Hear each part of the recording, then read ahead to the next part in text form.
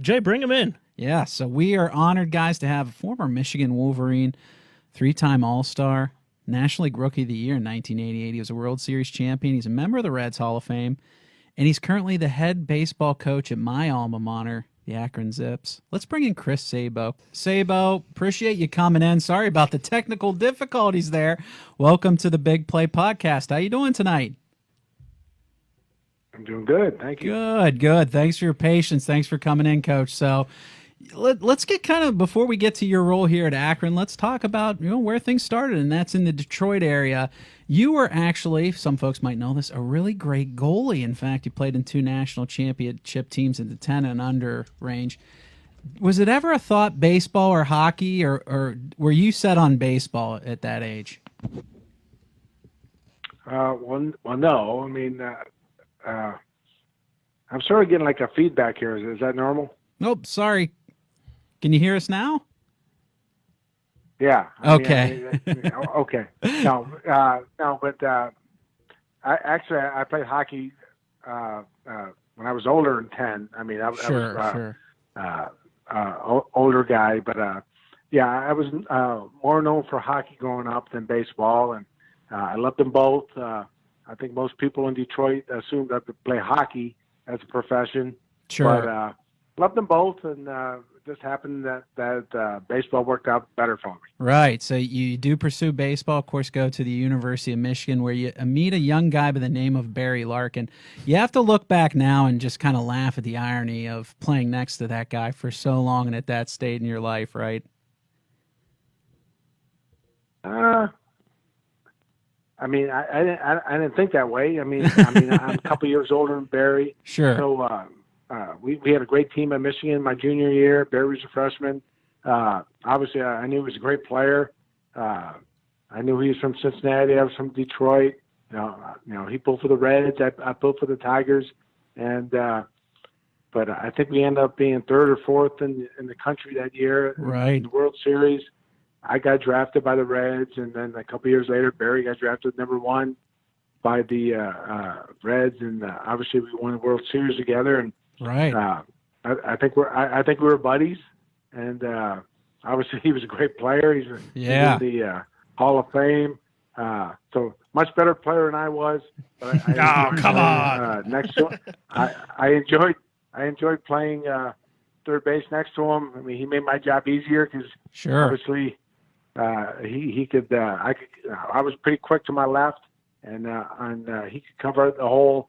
So we could cover that whole left side. Right. So you mentioned the World Series. Let's fast forward a little bit to 1990. You guys were facing the A's team that was the champ the previous year. They've got Canseco. They've got McGuire. They bring in a guy midseason named Willie McGee, who happened to be an MVP candidate. Yeah. Did you guys go? And obviously they were heavily favored going into that series.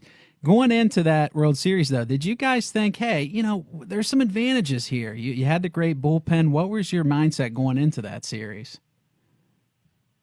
Well, I mean, obviously they had bigger guys. I mean, they had bigger guys that could, as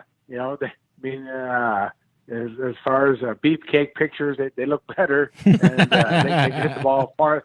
They could hit the ball farther and BP and all that kind of stuff. But we could do more. I thought we were better athletes. I mean, no offense against Canseco and McGuire, but a Larkin or even me, we could do more than those guys could do. They could hit the ball farther. But sure. We could run. We could pick it.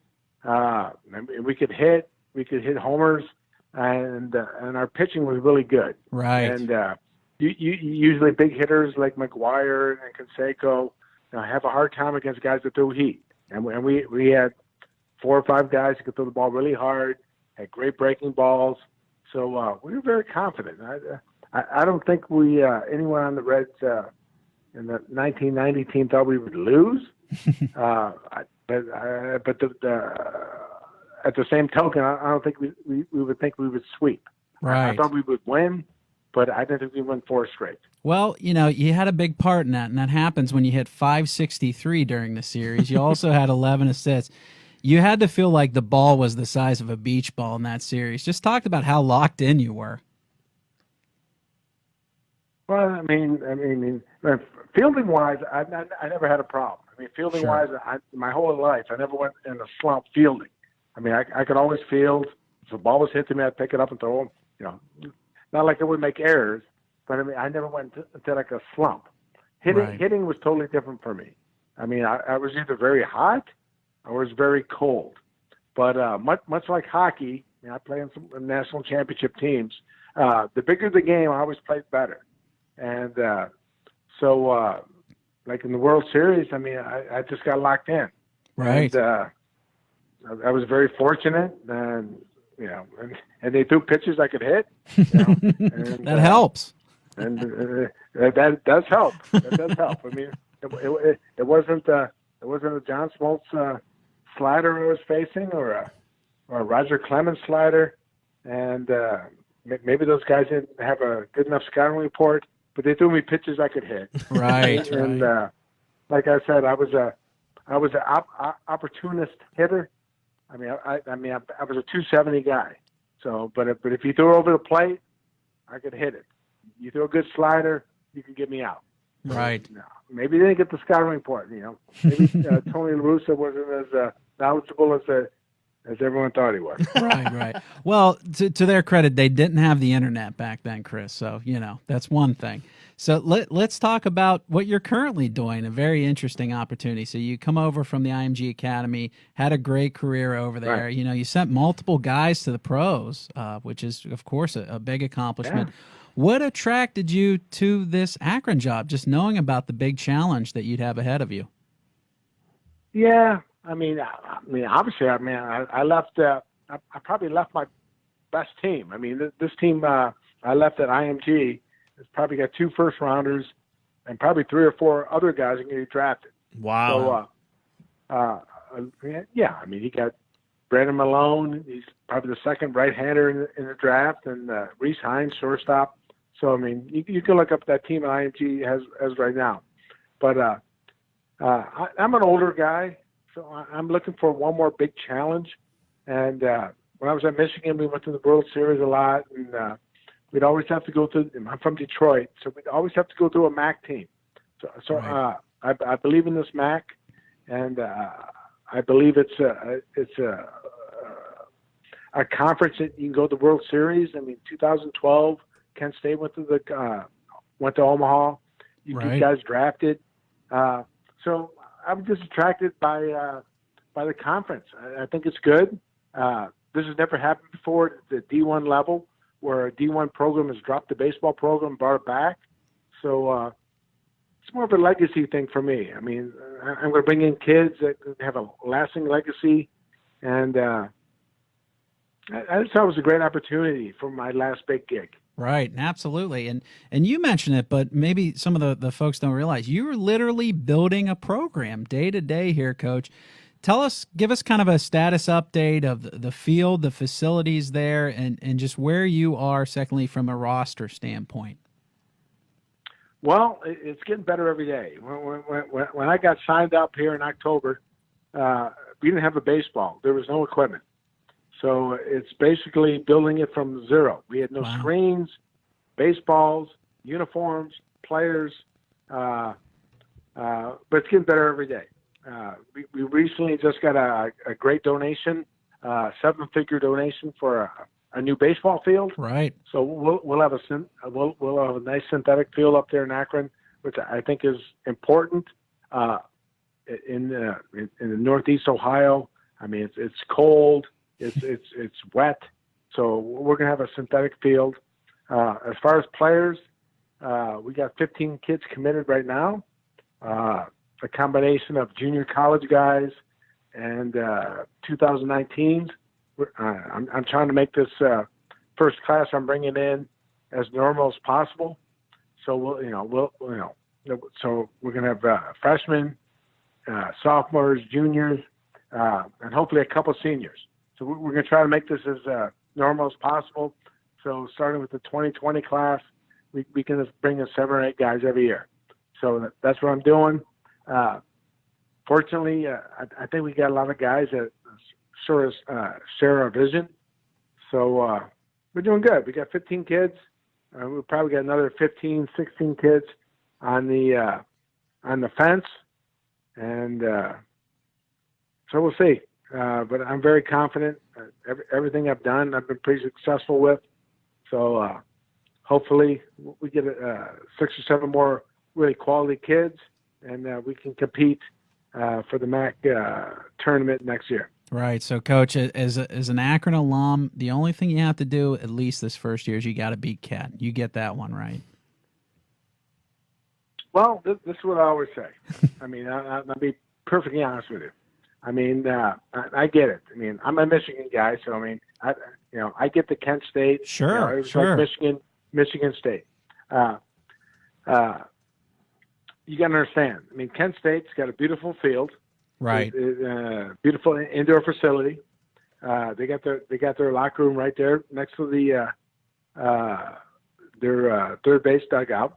They're fully funded as far as athletic scholarships, and I was told by the athletic department that that's our rival, and we got to beat them. I go, I have no problem with that. I'm a very competitive guy. Sure. I go, but they're fully loaded.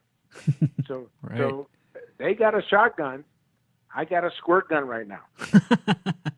but we'll be fine. I get it. Eventually, we'll have the same ammo as they have. But I'm very confident the way we're going, and I totally respect Kent State. I mean, my assistant at Michigan was Danny Hall. He was a big time head coach at Kent State. And then now he's been at Georgia Tech for years. So I love Birkbeck. He's my era. So yeah, I mean that's our goal.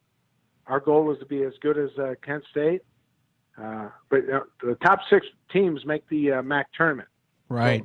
So, I think we'll be very successful in 2020 if we can make the MAC tournament. Once you get in the tournament, you never know what's going to happen. We can get hot, and you never know. I'm very confident. I'm a very optimistic guy.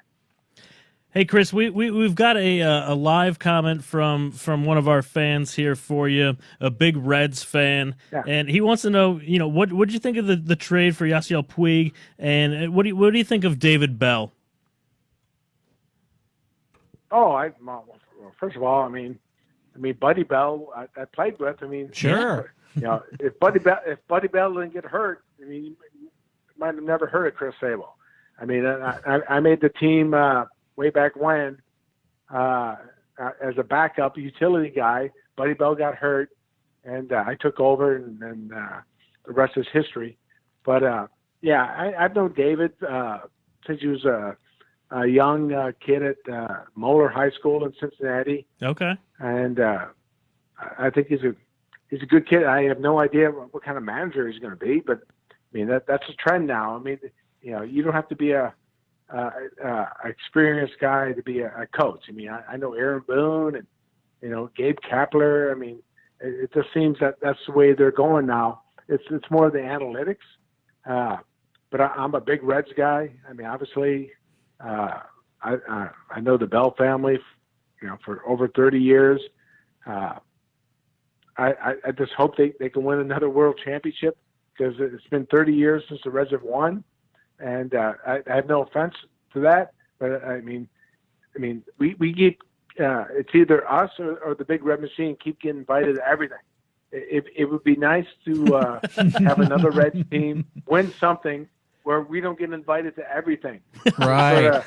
Sort of break it up a little bit. So, yeah. Are you willing to put the rec specs back on? Maybe help them out. Are the Reds? I'm just joking. We're just joking. No, or Akron. Oh yeah. Well, The Reds had their chance. They could have heard me too.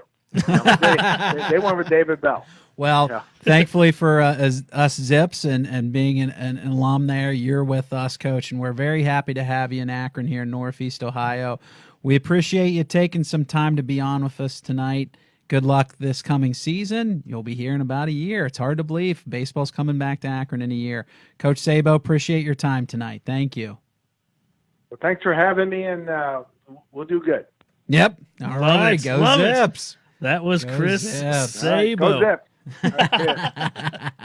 Chris Sabo, Thanks, killing Coach. it. Good stuff All from right. him. Woo, back-to-back guest. Ooh, a little loud on the cheers there, but that was Oh, good. boy. Technical difficulties aside, that was a phenomenal run there, David. That's right. What do you think? Do we go fringe binge or we call it a night here, guys? We're going Let's a little give late. Michael a couple of All minutes. right, let's get into that fringe binge.